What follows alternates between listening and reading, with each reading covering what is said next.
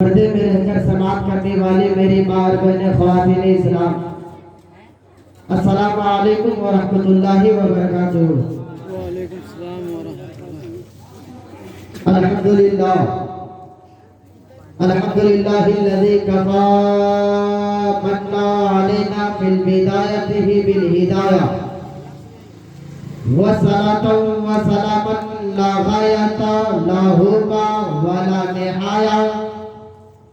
अम्मा बाद फ़अऊज़ु बिल्लाहि मिनश शैतानिर रजीम बिस्मिल्लाहिर रहमानिर रहीम। वमा अरसलनाका इल्ला रहमतल लिल आलमीन।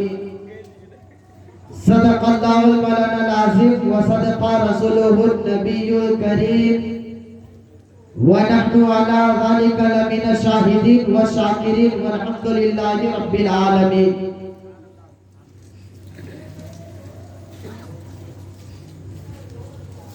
रविश क्या बाग तैबा की भली है, रविश क्या बाग तैबा की भली है, तसद्दुक जिसपे जन्नत की गली है, और बिछा है सब्ज़ाए गुलज़ारे कुदरत, मदीने की ज़मीं सब मखमली है, मदीने की ज़मीं सब मखमली है। मोहतरम हज़रात, आइए हम तमामी हज़रात मिलकर सबसे पहले गुंबदे खज़रा में आराम फरमाने वाले आका व मौला, मक्के के ताजदार, मदीने के सरदार, दोनों आलम के मालिक व मुख्तार, नाइबे परवरदिगार, मुफ्तिए कौनैन वजहुस्सरा, जनाबे अहमद मुस्तफ़ा मोहम्मद मुस्तफ़ा सल्लल्लाहु अलैहि वसल्लम की बारगाह बेकशबाना में झूम झूम कर दुरूद का तोहफा पेश करे और पढ़े बावज़े बुलंद अल्लाहुम्मा सल्ली अला सय्यिदिना व मौलाना मुहम्मदिन बारिक वसल्लिम सल्लु अलैहि सलातन व सलामन अलैका या रसूल अल्लाह या हबीब अल्लाह सल्लल्लाहु तआला अलैहि वसल्लम। मोहतरम हज़रात, अभी मुझसे पेशकर मोहम्मद अवैस रज़ा साहब ने बहुत ही अच्छे अंदाज में खताब सुना रहे थे, लेकिन आप हजरात बहुत ही खामोशी के साथ सुन रहे थे। अगर आप हजरात मुझ की हौसला अफजाई नहीं करेंगे तो ये कैसे बोल पाएंगे। इसलिए मैं आप लोगों से गुजारिश करता हूँ कि अगर कोई बात अच्छी लगे तो आप हजरात जरूर सिर्फ अपने होठों को हिलाइए और सुभान अल्लाह माशा अल्लाह कहते रहिए, ताकि बोलने वाले को अच्छा लगे। अल्लाह तबारक व तआला कुरान मुक़द्दस में इरशाद फरमाता है, वमा अरसलनाका इल्ला रहमतल लिल आलमीन। ए महबूब, हमने आपको सारे जहान के लिए रहमत बनाकर भेजा। वो सिर्फ इंसान ही के लिए रहमत नहीं, बल्कि हैवानों के लिए भी रहमत है, नबातात जमादात के लिए भी रहमत है, अपनों के लिए भी रहमत है, दूसरों के लिए भी रहमत है। वमा अरसलनाका इल्ला रहमतल लिल आलमीन। ए महबूब, हमने आपको सारे जहान के लिए रहमत बनाकर भेजा।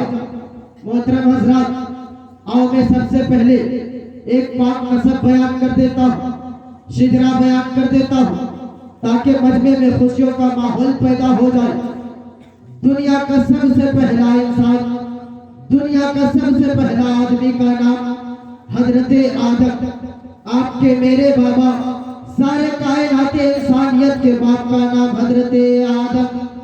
हजरत आदम, आदम आदम के बेटे शीश, शीश के बेटे यानस, यानस के बेटे केलान, केलान के बेटे मेलाइल, मेलाइल के बेटे बयारत, बयारत के बेटे इदरीस, इदरीस के बेटे मुतवशिक, मुतवशिक के बेटे नमकलेक नाम, नमकलेक नाम के बेटे नूह, नूह के बेटे शाम, शाम के बेटे जुल्हा, जुल्हा के बेटे शाम, शालिक के बेटे आबिद, आबिद के बेटे दाता, दाता के बेटे रावा, रावा के बेटे शाहरुख, शाहरुख के बेटे नाखोर, नाखोर के बेटे तारिक, तारिक के बेटे इब्राहिम खलीलुल्लाह, इब्राहिम खलीलुल्लाह के बेटे इस्माइल ज़बीहुल्लाह, इस्माइल ज़बीहुल्लाह के बेटे केदार, केदार के बेटे आवान, आवान के बेटे हमल, हमल के बेटे साबित, साबित के बेटे सलमान, सलमान के बेटे अलहसा, अलहसा के बेटे अलीहसा, अलहसा के बेटे हुद, हुद के बेटे नजर, नजर के बेटे मुद्रिका, मुद्रिका के केनाना के बेटे केलाब, केलाब के बेटे मालिक के बेटे फहार के बेटे खालिद के बेटे काफ के बेटे नून के बेटे मुर्रा। मोहतरम हज़रात, मुझे जितना रिस्पॉन्स की उम्मीद थी उतना मिला नहीं। आओ मैं फिर से बयान करता हूँ, मजा आएगा, खुशियों का माहौल पैदा होगा। आदम के बेटे शीश के बेटे यानस के बेटे केलान के बेटे मेलाइल के बेटे बयारत के बेटे इदरीस के बेटे मुतवशी के बेटे नमकलेक नाम के बेटे नूह के बेटे शाम के बेटे जुल्हा के बेटे सालिक के बेटे आबिद के बेटे दाता के बेटे रावा के बेटे शाहरुख के बेटे नाखोर के बेटे तारिक के बेटे इब्राहिम खलीलुल्लाह के बेटे इस्माइल ज़बीउल्लाह के बेटे केदार के बेटे आबाद के बेटे हमल के बेटे साबित के बेटे सलमान के बेटे अलियासा के बेटे अलियासा के बेटे हुद के बेटे नजर के बेटे मुदर के बेटे इलियास के बेटे मुदरिका के बेटे फसीबा के बेटे केनाना के बेटे मालिक के बेटे फहार के बेटे नून के बेटे काफ के बेटे मुर्रा के बेटे अब्दुमन्नाफ के बेटे कुसै के बेटे अब्दुमन्नाफ के बेटे हाशिम के बेटे अब्दुल मुत्तलिब, सरकार के दादा हाशिम के बेटे अब्दुल मुत्तलिब के बेटे अब्दुल्लाह का बेटा मोहम्मदुर रसूलुल्लाह।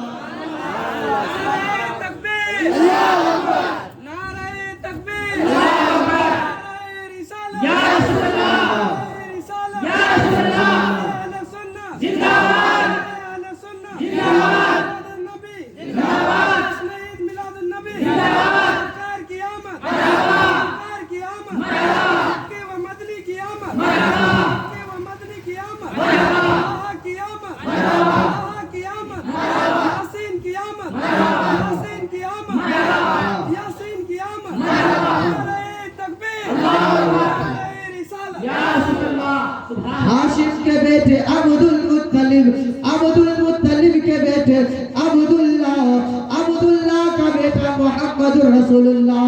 तो मेरा दिल बोला कि लगाते हैं नारा ये ईमान वाले, के लगाते हैं नारा ये ईमान वाले, क्या के नबी जी हमारे बड़ी शान वाले, नबी जी हमारे बड़ी शान वाले। सरकार के दादा एक दिन सरकार के दादी के करीब जाते हैं और जाने के बाद अर्ज करते हैं हजरत अब्दुल्लाह का निकाह हजरत आमना से हो गई। हजरत आमना के शिकम में नूर आ गया। आमना के शिकम में मोहम्मद रसूलुल्लाह का आमना के शिकम में मोहम्मद रसूलुल्लाह का नूर आ गया। इतने ही में हजरत अब्दुल्ला कहने लगी, ए मेरे शरीके हयात, मैं सफर में जा रहा हूँ, मैं विदेश जा रहा हूँ सफर में। हजरत आमना सोचने लगती है अभी 2 माह का अरसा गुजरा है और मेरा शोहर सफर में जा रहा है, मेरा सरताज सफर में जा रहा है, आखिर मेरा लाल का कौन देखभाल करेगा। हजरत अब्दुल मुत्तलिब जैसे ही हजरत अब्दुल्ला जाते हैं सफर में जाने लगे। कुछ दिन के बाद हजरत अब्दुल्ला का इंतकाल हो जाता है। हजरत अब्दुल्ला वहीं पे वफात कर जाते हैं। इतने ही में हजरत आमना रोज रास्ता तका करती थी, आज मेरा शोहर घर को वापस आएगा, आज मेरा सरताज घर को वापस आएगा। इतने ही में एक शख्स दौड़ा हुआ आता है, कहता है ए आमना, आज अब्दुल्ला का इंतकाल हो गया है। ए आमना, अब रास्ता तका ना करे, अब्दुल्ला का इंतकाल हो गया है। जैसे ही हजरत आमना सुनती है, हजरत आमना की आंखों से आंसू बरसने लगती है। हजरत आमना जैसे ही घर को जाती है, घर को जाने के बाद रोने लगती है, कभी उठती है तो कभी बैठती है। जैसे ही हजरत अब्दुल मुत्तलिब आते हैं और कहते हैं ए बेटी आमना, आज इतना परेशान क्यों हो, आज इतना गमगीन क्यों हो, ए बेटी आमना आखिर रो क्यों रहे हो। तो हजरत आमना फरमाती है ए अब्बा जान, आज किसी शख्स ने कहा कि अब्दुल्ला का इंतकाल हो गया है, वो अल्लाह का प्यारा हो गया है, अब अब्दुल्ला घर को वापस नहीं आएगा, तब हजरत अब्दुल मुत्तलिब पाक परवरदिगार आलम की बारगाह में फरमाता है, ए पाक परवरदिगार आलम, अभी तो हजरत अब्दुल्ला का लगते जिगर दुनिया में जलवा करना हुए, हजरत अब्दुल्ला का इंतकाल हो गया, आखिर इसका वारिस कौन होगा? तो पाक परवरदिगार आलम फरमाता है, ए अब्दुल्ला, ए अब्दुल मुत्तलिब, तू ना घबरा, मोहम्मदुर रसूलुल्लाह वो बेसहारा नहीं है, बल्कि दुनिया के लिए सहारा बनकर आ रहा है।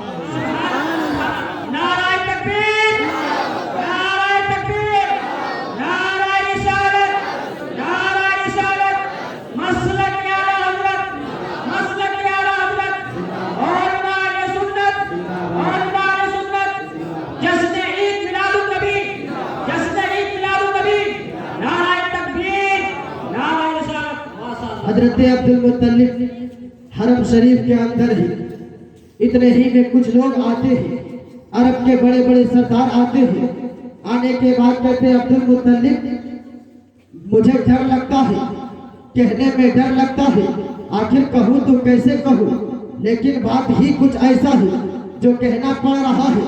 हजरत अब्दुल मुत्तलिब गुस्ताखी माफ करे, क्योंकि आप तो कुरैश खानदान के सरदार हो, मुझे कहने में डर लग रहा है। हजरत अब्दुल मुत्तलिब फरमाते हैं, ए लोगों आखिर बात क्या है बताओ तो। इतने ही में अरब के बड़े बड़े सरदार कहने लगते हैं, ए अब्दुल मुत्तलिब, आप मैंने सुना है और मक्के के गलियों में चर्चा हो रहा है कि आपका बेटे का इंतकाल हुआ, अभी 2 महीना का अरसा गुजरा है, लेकिन आपकी बहू हजरत आमना आपके बेटे अब्दुल्ला का गम नहीं मना रही है, हजरत आमना खुशबू लगा रही है। ए अब्दुल मुत्तलिब, क्या आपके और मेरे अरब का दस्तूर ये नहीं है कि जिसका शोहर इंतकाल कर जाता वो 1 साल तक नए कपड़े ना पहनती, खुशबू इस्तेमाल ना करती, मगर आपकी बेटी आमना अजब अजब अंदाज के खुशबू इस्तेमाल करती है, अजब अजब अंदाज के कपड़े पहनते हैं। इतने ही में अब्दुल्ला का सर हरम शरीफ के अंदर झुक जाते हैं, अब्दुल मुत्तलिब का कदम नहीं उठ रहा है। अब्दुल मुत्तलिब तो थोड़ी देर के बाद घर को आते हैं, अपने शरीक हयात को बुलाते हैं, हजरत सरकार के दादा को, सरकार के दादी को बुलाते हैं और कहते हैं, मेरे शरीक हयात, आज मेरे अब्दुल्ला का सर झुक गया है।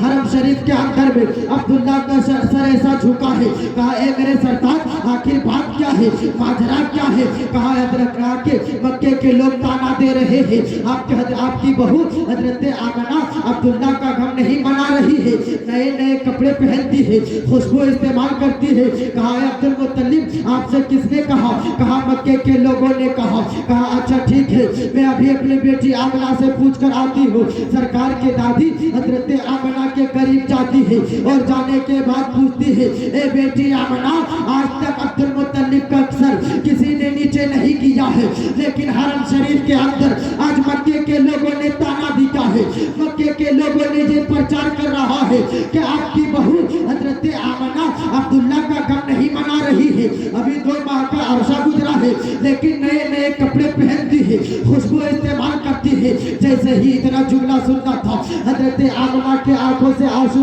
झरका हो गए। कभी आमना उठती है तो कभी बैठती है, कभी उठती है तो कभी बैठती है, चारों कतार रोने लगी और कहती है, ए अम्मी जान, आपसे किसने कहा? कहा, मक्के के लोगों ने हजरत अब्दुल मुत्तलिब से कहा। हजरत आमना फरमाती है, ए अम्मी जान, इसका जवाब मैं आपको नहीं दूंगी, आप हजरत अब्दुल मुत्तलिब को बुला कर लाइए। अब्दुल मुत्तलिब को बुलाया जाता है, अब्दुल मुत्तलिब घर को आते हैं। हजरत आमना खातून फरमाती है, ए अब्बा जान, हजरत आमना का जहाँ पे हाथ था वहाँ से कुछ मिट्टी उठाती है और हजरत अपने सास की हाथों में दे देती है और कहती है, ए अम्मी जान, इस मिट्टी को आप हजरत अब्दुल मुत्तलिब के हाथों पर दे दीजिए। जैसे ही हजरत अब्दुल मुत्तलिब के हाथों में मिट्टी को देते हैं, हजरत अब्दुल मुत्तलिब से कहते हैं, हजरत आमना कहती है, ए अब्दुल मुत्तलिब, जरा इस मिट्टी को तो सूंघ कर बताइए। जैसे ही हजरत अब्दुल मुत्तलिब मिट्टी को सूंघने लगते हैं, कहती है, बेटी आमना, आखिर ये तो बताओ, इस मिट्टी में कौन सा खुशबू डाला गया है, कौन सा अतर डाला गया है? कहती है, अब्बा जान, बस यहीं पे नहीं, हजरत आमना की जहाँ कदम थी वहाँ से कुछ मिट्टी को उठाती है और मिट्टी को देते हैं। कहते, अब्बा जान, आप इस मिट्टी को भी सूंघिए। हजरत अब्दुल मुत्तलिब नाक के करीब लेकर जाते हैं और सूंघते हैं। जैसे ही सूंघना था हजरत अब्दुल मुत्तलिब कहने लगते हैं ए बेटी आमना, आखिर ये तो बताओ माजरा क्या है, आखिर इस मिट्टी में कौन सा अतर डाला गया है। हजरत आमना कहती है ए अब्बा जान, बात ऐसी नहीं है, इसमें कोई अतर नहीं डाला गया है। आज आप इस मिट्टी को सूंघिए, खुशबू देगी, कल भी सूंघिए, कल भी खुशबू देगी। आज जब तक ये दीवार रहेगी तब तक सूंघिए, ये मिट्टी खुशबू देता रहेगा। हजरत अब्दुल मुत्तलिब कहने लगते हैं ए बेटी आमना, माजरा क्या है जरा बता तो दो। कहते अब्बा जान बस यहीं पे नहीं, सुन लो अब्बा, मेरे दिल में एक राज था, अगर आप कहने चाहते हो आपके सरगों से मैं बता देना चाहता हूँ। जब से आपके बेटे की अमानत मेरे शिकम में आई है, मेरी हालात बदल गई, मेरी कैफियत बदल गई। हजरत अब्दुल मुत्तलिब कहते हैं ए बेटी आमना, जरा ये तो बता दो कैसी हालात बदल गई, कैसे कैफियत बदल गई। हजरत आमना कहने लगती है ए अब्बा जान, जब अम्मी मुझे मटका देती है, जब मटके को मैं कमर से दबाकर पानी लाने को जाती हूँ, जब पानी लाने को जाती हूँ तो मक्के की औरतें कुआं पे मेरी इंतजार करती है, जो डोल और रस्सी लेकर जाती है। कोई मजबूर होते हैं, कोई परेशान होती है। कहा ए बेटी आमना, वो आखिर क्यों इंतजार करती है। हजरत आमना फरमाती है ए अब्बा जान, जैसे ही मैं कुएं के करीब अपना पैर रखता हूँ, जैसे ही पैर रखना था कि कुएं के पानी किनारा आ जाता है, ऐसे ही तमाम औरतें पानी को निकाल लेती है और मुझे भी पानी निकालने में आसानी हो जाती है। जैसे ही मैं पानी को निकालता हूँ,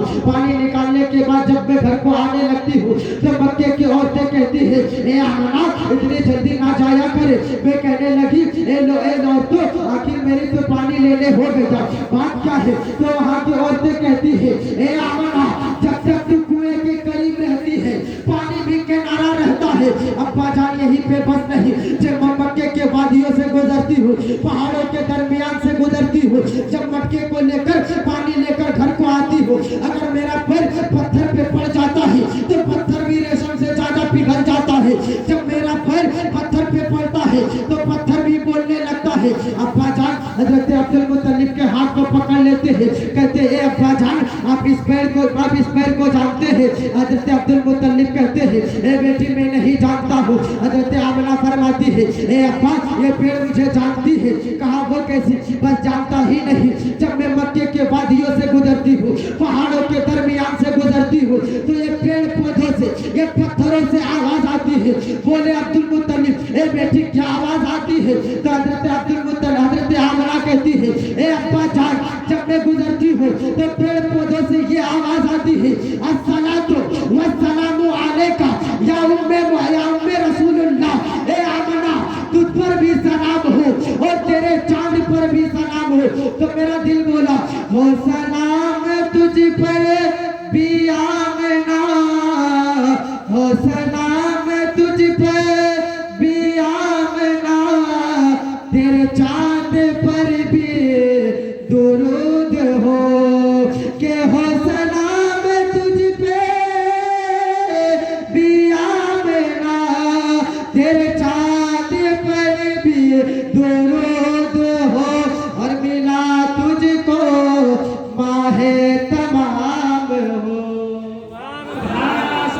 नाराए तकबीर, नाराए तकबीर, नाराए रिसालत, नाराए रिसालत, मसलक ए आला हज़रत, मसलक ए आला हज़रत, और माले सुन्नत, और माले सुन्नत, इम्तियाज़ुन नबी, इम्तियाज़ुन नबी, नाराए तकबीर, नाराए रिसालत। माशाअल्लाह, सुभान अल्लाह। जब मेरे नबी दुनिया पे तशरीफ ना लाए थे तो बेटियों की समाज में कोई इज्जत नहीं थी, बेटियों को मनहूस माना जा रहा था, बेटियों पे जुल्म किया जा रहा था। जब मेरे नबी दुनिया पे तशरीफ ना लाए थे तो औरतों पे जुल्म किया जा रहा था। जिसके यहाँ बेटी पैदा होती थी, बाप अपने हाथों से अपने बेटियों को चिंता दरगोर कर दिया करते थे। इतने ही में बेटियों ने रो रो कर दुआ की, एक पाक परवरदिगार आलम, आखिर हम बेटियों को किस लिए भेजा दूजा है। जब बेटियों को दुनिया में बोझ माना जा रहा है, बेटियों को मनहूस कहा जा रहा है, तो बेटियों को किस लिए दुनिया में भेजा गया। तो मेरे पाक परवरदिगार आलम फरमाता है ए बेटी तू मत घबरा, मैंने आदम को भेजा लेकिन बेटियों को जिंदा दरगोर काट दिया जा रहा है। मूसा को भेजा बेटियों को जिंदा दरगोर काट दिया जा रहा है। तो नजीबुल्लाह को भेजा बेटियों को जिंदा दरगोर काट दिया जा रहा है। इब्राहिम खलीलुल्लाह को भेजा बेटियों को जिंदा दरगोर काट दिया जा रहा है। ए पाक परवरदिगारे आलम, आखिर हम बेटियों को जिंदा क्यों काटा जा रहा है? आखिर माजरा क्या है, बात क्या है? आखिर हम बेटियों को इसलिए भेजा गया है कि बाप अपने हाथों से बेटियों को जिंदा दरगोर काट दे। तो पाक परवरदिगारे आलम फरमाता है, ए बेटी अब तू मत घबरा, तेरी रहनुमाई के लिए मैंने मोहम्मद रसूलुल्लाह को 12 रबीउल नूर के दिन मोहम्मद रसूलुल्लाह को दुनिया में भेज दिया। जब मेरे नबी दुनिया पे तशरीफ ले आए, जब मेरे नबी दुनिया पे तशरीफ ले आए, हजरत अब्दुल मुत्तलिब खाना काबा के तवाफ कर रहे थे। इतने ही में काबा हजरत अब्दुल मुत्तलिब हजरत अब्दुल्लाह के घर के जानिब काबा झुक गया। हजरत अब्दुल मुत्तलिब हैरान और परेशान हो जाते हैं और कहने लगते हैं, एक काबा तमाम मक्के के वादियों में सुना छा जाती है, मक्के के लोग परेशान हो जाते हैं। आखिर आज काबा झुक क्यों गया, काबा गिर क्यों गया है? तो लोगों को पता नहीं था। इतने ही में हजरत अब्दुल मुत्तलिब खाना काबा से बाहर आते हैं और एक लोंडी से मुलाकात होती है। लोंडी ने कहा, ए अब्दुल मुत्तलिब, घबराने की बात नहीं है, आज अब्दुल्लाह के घर नूरे मोहम्मद तशरीफ ले आए हैं। काबा झुका नहीं है बल्कि सजदे में गिरा है। इसीलिए बरेली के आला हज़रत फरमाते हैं कि गौर से सुन तो रज़ा काबे से आती है सदा, गौर से सुन तो रज़ा काबे से आती है सदा। और मेरी आंखों से मेरी आंखों से मेरे प्यारे का रोज़ा देखो, हाजियो वो शहंशाह का रोज़ा देखो। काबा तो देखे चुके, काबे का काबा देखो। मोहतरम हज़रात, अगर हमसे बोलने में कोई गलती हो गई है तो माफ़ फरमा के मेरी कामयाबी की दुआ करें।